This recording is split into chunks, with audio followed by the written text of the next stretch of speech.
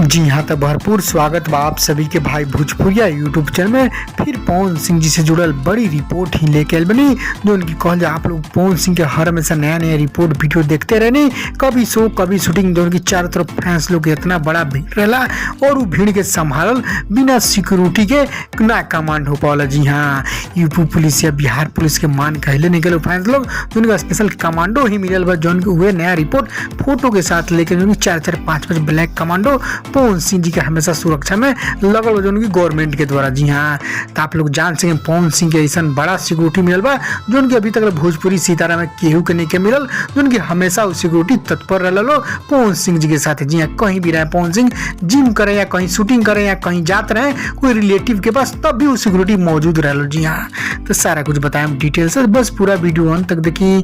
उससे पहले एक और रिक्वेस्ट करें आपसे कि यदि भाई भोजपुरिया यूट्यूब चैनल पर नया बनी जुड़े जरूर सब्सक्राइब करके घंटी ऑल ऑन कर दें, ताकि सभी लेटेस्ट न्यूज़ वीडियो सबसे पहले आप तक पहुंचे, मिस ना आप हमेशा देख सकूँ। जी हाँ, तो कहल जब विषय चर्चा पर बा, उनके ढेर सारा फोटो वायरल हो रहा बा।